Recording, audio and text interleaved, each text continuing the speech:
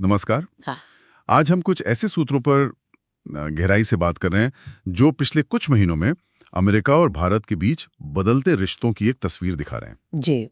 खासतौर पर अमेरिकी टैरिफ क्यों लगे, उनके पीछे क्या वजहें बताई जा रही हैं और इस सब पर चीन और ब्रिक्स देशों का क्या नजरिया है। बिल्कुल। और हमारा काम है इन अलग अलग जानकारियों को थोड़ा जोड़कर देखना कि अमेरिका के इन कदमों के पीछे क्या सोच हो सकती है, हाँ, भारत कैसे जवाब दे रहा है और दुनिया के मंच पर इसका क्या मतलब निकल रहा है। सही। साथ ही ये भी समझने की कोशिश करेंगे कि क्या ये हालात भारत को आत्मनिर्भरता की तरफ और नई वैश्विक साझेदारियों की ओर ले जा रहे हैं। हाँ, क्योंकि चीजें तो काफी तेजी से बदल रही हैं। तो चलिए इन सूत्रों से मिली जानकारी की परतें खोलते हैं। जी। सबसे पहले बात करते हैं अमेरिका के उन टैरिफ की जो भारत पर लगे। जानकारी के मुताबिक इसकी कई वजहें गिनाई जा रही हैं। एक और बड़ी वजह रूस से S-400 मिसाइल डिफेंस सिस्टम की खरीद है। ये एक बहुत एडवांस्ड एयर डिफेंस सिस्टम है हाँ, वो तो है। और अमेरिका लगातार भारत पर दबाव बना रहा था कि ये सौदा रद्द कर दे, खासकर अपने वो CATSA कानून के तहत। जी जी। भारत ने ये दबाव नहीं माना। और वो तेल वाला मामला भी था, है ना? अमेरिका चाह रहा था कि भारत रूस, ईरान, वेनेजुएला जैसे देशों से तेल न खरीदें। सही कहा। भारत ने अपनी ऊर्जा जरूरतों का हवाला देते हुए ये बात भी नहीं मानी। कुछ और दिलचस्प पहलू भी सूत्रों में सामने आए हैं। जैसे ये कहा जा रहा है कि ट्रंप प्रशासन इस बात से भी नाखुश था कि भारत ने बिटकॉइन जैसी क्रिप्टो करेंसी को खुलकर बढ़ावा नहीं दिया। अच्छा, क्रिप्टो करेंसी भी। हाँ, अटकलें हैं कि शायद ट्रंप परिवार का इसमें कुछ निजी निवेश हो सकता है। हालांकि ये सिर्फ अटकलें ही हैं जो सूत्रों में बताई गई हैं, इसकी कोई पुष्टि नहीं है। ये तो दिलचस्प है। और एक और बात, वो अडानी समूह पर हिंडनबर्ग रिपोर्ट आई थी ना, हाँ हाँ। तो उसका असर उतना नहीं हुआ जितनी अमेरिका में शायद उम्मीद की जा रही थी। इसे भी एक संभावित कारण माना जा रहा है। अमेरिका के इन कदमों का शायद उल्टा असर हुआ। ऐसा लग रहा है कि भारत की छवि दुनिया में और मजबूत हुई है। ये एक दिलचस्प पहलू है। बिल्कुल, दुनिया ने देखा कि जैसे चीन अमेरिका के दबाव का सामना करता है, वैसे ही भारत भी अपने हितों पर अड़ा रहा। सही। तो हाँ, कह सकते हैं कि अंतर्राष्ट्रीय स्तर पर भारत की स्थिति को इससे अनजाने में मजबूती मिली। यहाँ पर अमेरिकी प्रशासन की विश्वसनीयता पर भी सवाल उठे हैं। अच्छा। जैसा कि सूत्रों में ऑपरेशन सिंदूर का जिक्र करते हुए बताया गया है, जब अमेरिका ने दावा किया कि उसने सीज फायर कराया, तो बाद में भारत सरकार ने कथित तौर पर साफ किया कि इसमें अमेरिका की कोई भूमिका नहीं थी। ओहो। इससे भी ट्रंप प्रशासन की नाराजगी बढ़ी होगी, ऐसा अनुमान लगाया जा रहा है। अच्छा, तो ये तो हुई अमेरिका और भारत की खींचतान। अब जरा चीन की तरफ देखें। जब अमेरिका ने चीन पर टैरिफ लगाए थे, तब चीन ने कैसे प्रतिक्रिया दी थी? जानकारी बताती है कि चीन कई मामलों में आत्मनिर्भर है। बिल्कुल। चीन की प्रतिक्रिया काफी सधी हुई और कह सकते हैं असरदार थी। उसने न सिर्फ अमेरिका पर जवाबी टैरिफ लगाए, बल्कि अपने सबसे शक्तिशाली इक्के का इस्तेमाल किया, रेयर अर्थ एलिमेंट्स यानी REEs। हाँ हाँ, REEs। ये तो आजकल बहुत सुनने में आ रहा है। जी, ये वो खनिज हैं जिनके बिना आज की कोई भी आधुनिक तकनीक नहीं चल सकती, चाहे वो स्मार्टफोन के माइक्रोप्रोसेसर हो, इलेक्ट्रिक कारों की बैटरी हो, सोलर पैनल हो या फिर सैटेलाइट, सब इन्हीं पर निर्भर है। हाँ, ये REEs तो आजकल बहुत चर्चा में है। दुनिया का लगभग सारा सप्लाई तो चीन के ही पास है ना? करीब करीब, हाँ। और चीन ने इसी का फायदा उठाया। उसने अमेरिका को धमकी दी कि वो इन महत्वपूर्ण खनिजों की सप्लाई रोक देगा। बाप रे। सोचिए, टेस्ला जैसी कंपनियों, पूरी सिलिकॉन वैली की टेक इंडस्ट्री पर इसका क्या असर पड़ता। इलॉन मस्क की गाड़ियां कैसे बनती। ये चीन का एक बहुत बड़ा रणनीतिक दांव था। सही बात है। और अब यहाँ एक और थोड़ी चौंकाने वाली बात सामने आ रही है। सूत्रों के मुताबिक चीन अब इन्हीं रेयर अर्थ मेटल्स की सप्लाई भारत की तरफ मोड़ रहा है। ये थोड़ा अजीब नहीं लगता? चीन और भारत। पहली नजर में लग सकता है, बिल्कुल, लेकिन इसके पीछे एक सोची समझी रणनीति हो सकती है। अगर ये जानकारी सही है तो ये भारत के लिए एक सुनहरा मौका साबित हो सकता है। कैसे? सोचिए, अगर भारत को आसानी से RES मिलने लगे तो यहाँ सेमीकंडक्टर और इलेक्ट्रॉनिक चिप बनाने के उद्योग को कितना बड़ा बढ़ावा मिलेगा। हाँ, बात तो सही है। ये आत्मनिर्भर भारत की दिशा में एक बहुत बड़ा कदम हो सकता है। हम शायद आने वाले समय में भारत को इलेक्ट्रॉनिक्स मैन्युफैक्चरिंग का एक नया केंद्र बनते देख सकते हैं, अगर ये रुझान जारी रहता है। ये वाकई एक बड़ा बदलाव हो सकता है। अच्छा, इन द्विपक्षीय तनावों से हटकर अगर बड़ी तस्वीर देखें, अमेरिका की असली चिंता का सबब शायद ब्रिक्स देश हैं। हाँ, ब्राजील, रूस, भारत, चीन और दक्षिण अफ्रीका। हाँ, और उनका बढ़ता हुआ प्रभाव, खासकर ये जो डी-डॉलराइजेशन की बात चल रही है, डॉलर पर निर्भरता कम करने की। हाँ, ये मुद्दा बहुत अहम है। इसे समझने के लिए थोड़ा पीछे जाना होगा कि डॉलर इतना ताकतवर बना कैसे। जैसा कि स्रोत बताते हैं, विश्व युद्धों के बाद दुनिया भर का बहुत सारा सोना अमेरिका के पास जमा हो गया था। अमेरिका ने इसके बदले में डॉलर जारी किए, जो एक तरह से सोने की रसीद जैसे थे। लेकिन 1971 में राष्ट्रपति निक्सन ने डॉलर का सोने से संबंध खत्म कर दिया। अच्छा। फिर भी दुनिया भर का व्यापार डॉलर में ही होता रहा, जिससे अमेरिका को एक असाधारण ताकत मिली। मतलब अमेरिका अपनी मर्जी से डॉलर छाप सकता है और दुनिया उसे इस्तेमाल करने को एक तरह से मजबूर है। काफी हद तक। और इतिहास गवाह है। इराक, लीबिया, सीरिया जैसे मामलों का उदाहरण देते हुए बताते हैं कि जब भी किसी देश ने डॉलर को चुनौती देने या उससे हटकर व्यापार करने की कोशिश की, तो अमेरिका ने उसे रोकने के लिए कड़े कदम उठाए। और अब ब्रिक्स देश, जिनका दुनिया की जीडीपी में करीब 44% हिस्सा है, वो अपनी एक साझा मुद्रा लाने की सोच रहे हैं। R5 जैसा कुछ नाम सुनने में आ रहा है। हाँ, ये चर्चा जोरों पर है। R5 नाम इसलिए क्योंकि इन पांचों देशों की मुद्राएं रिया ब्राजील, रूबल रूस, रुपया भारत, रेनमिनबी चीन और रैंड दक्षिण अफ्रीका R से शुरू होती हैं। अच्छा, ये लॉजिक है। हाँ, 2029 तक ये साझा मुद्रा अमल में आ सकती है।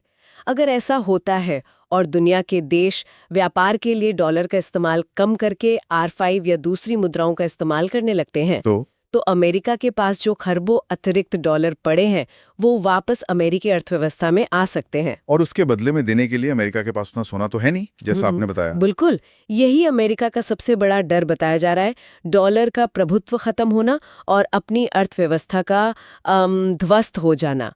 सूत्रों के मुताबिक ट्रंप प्रशासन के हालिया आक्रामक कदमों के पीछे एक मुख्य वजह यही डी-डॉलराइजेशन का डर हो सकता है। वो ब्रिक्स के इस कदम को रोकना चाहते हैं। बाप रे, ये तो वैश्विक शतरंज की बिसात पर बहुत बड़ी चालें चल रही हैं। अब अगर भारत की अंदरूनी स्थिति देखें, तो एक तरफ हमारी डिजिटल ताकत जबरदस्त है। यूपीआई को ही देख लीजिए, दुनिया भर में इसकी तारीफ हो रही है। बिल्कुल। डिजी लॉकर, डिजी यात्रा जैसे समाधान वाकई कमाल के हैं, इसमें कोई शक नहीं। डिजिटल पब्लिक इंफ्रास्ट्रक्चर के मामले में भारत ने दुनिया को रास्ता दिखाया है। यूपीआई जैसी तेज और आसान पेमेंट व्यवस्था कहीं और मिलना मुश्किल है। ये हमारी बहुत बड़ी उपलब्धि है। लेकिन सिक्के का दूसरा पहलू भी है, निर्भरता। कई जरूरी क्षेत्रों में हम आज भी दूसरों पर बहुत ज्यादा निर्भर हैं। हाँ, ये एक गंभीर चिंता का विषय है। विमानन उद्योग को ही लें, हम पूरी तरह से बोइंग जो अमेरिकी हैं और एयरबस जो यूरोपियन हैं, उन पर निर्भर हैं। जबकि चीन अपना कॉमैक बना रहा है, रूस इरकुट बना रहा है, वो अपने यात्री विमान बना रहे हैं। रक्षा क्षेत्र में भी हमारा अपना फाइटर जेट तेजस है, लेकिन उसका इंजन बाहर से आता है। हाँ, इंजन हम बाहर से लेते हैं, कभी अमेरिकी GE से तो कभी किसी और से। हेलीकॉप्टर तकनीक में भी हम आत्मनिर्भर नहीं हैं। अभी हाल ही में ईरान के राष्ट्रपति के साथ जो दुखद हादसा हुआ, उसमें भी अमेरिकी बना बेल हेलीकॉप्टर ही शामिल था। ये हमारी इस निर्भरता के जोखिम को एक तरह से उजागर करता है। और शायद सबसे बड़ी निर्भरता टेक्नोलॉजी प्लेटफॉर्म्स पर है, खासकर गूगल इकोसिस्टम पर। Android phone, Gmail, play store, Chrome browser, ऐसा लगता है जैसे हम पूरी तरह से गूगल के जाल में फंसे हुए हैं। ये एक बहुत सटीक अवलोकन है। गूगल ने धीरे धीरे कैसे पूरे इकोसिस्टम पर कब्जा किया, ये देखने लायक है।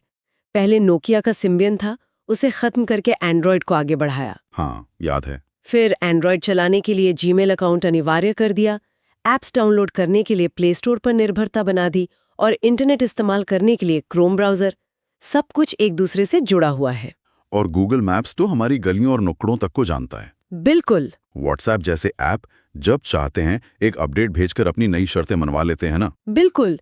ये निर्भरता सिर्फ सुविधा की बात नहीं है, ये रणनीतिक रूप से जोखिम भरी है। हमने देखा कि जब रूस पर प्रतिबंध लगे तो वहां गूगल और एप्पल की कई सेवाएं बंद कर दी गईं। कल को अगर भगवान न करे भारत के साथ ऐसा होता है तो क्या होगा? सोचने वाली बात है। नकारात्मक प्रभावों के भी कई उदाहरण दिए गए हैं। जैसे श्रीलंका में जो जातीय हिंसा हुई थी, उसमें फेसबुक की कथित भूमिका की बात कही गई है। अच्छा। टेलीग्राम का इस्तेमाल बांग्लादेश में सरकार विरोधी गतिविधियों के लिए होने की बात है, और भारत में ही एआई से महिलाओं की फर्जी तस्वीरें बनाकर उन्हें बदनाम करने के लिए टेलीग्राम का इस्तेमाल होने की खबरें आई हैं। ये तो बहुत खतरनाक है। तो इन सब बातों का निचोड़ क्या निकलता है? क्या संदेश है इन स्रोतों का? यही कि आत्मनिर्भर बनना ही रास्ता है। हाँ, मुख्य तर्क यही उभर कर आता है। एक तरफ अमेरिका जैसे देशों की अविश्वसनीयता, जिसके कई उदाहरण हम अभी देखेंगे, जी। और दूसरी तरफ इन विदेशी टेक प्लेटफॉर्म से जुड़े जोखिम। चीन ने कैसे टिकटॉक का इस्तेमाल अमेरिकी ब्रांड्स के खिलाफ एक हथियार की तरह किया, ये भी एक उदाहरण है। टिकटॉक ने कैसे? सूत्रों के मुताबिक चीनी टिकटॉक यूजर्स ने वीडियो बनाकर दिखाया कि जो सामान अमेरिका में मान लीजिए लाखों का बिकता है, वही चीन में कुछ हजारों में मिल जाता है। अरे! इससे अमेरिकी कंपनियों पर भारी दबाव बना। ये दिखाता है कि ये प्लेटफॉर्म्स सिर्फ मनोरंजन के साधन नहीं हैं, इनका रणनीतिक इस्तेमाल भी हो सकता है। सही है। और ये जो अमेरिका की अविश्वसनीयता की बात है, ये कोई नई बात तो नहीं है।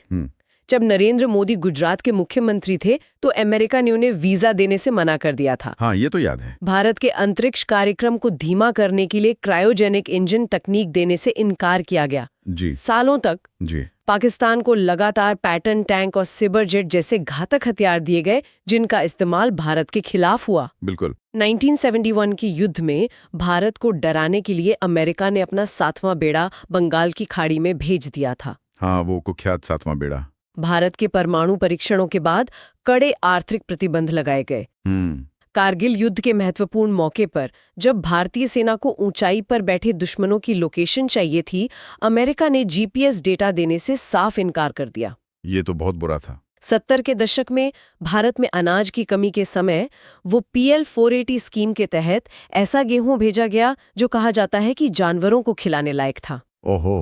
IC 814 विमान अपहरण के समय अमेरिका पर तालिबान का साथ देने का आरोप लगा, और बाद में वही अमेरिका तालिबान से बातचीत करने लगा।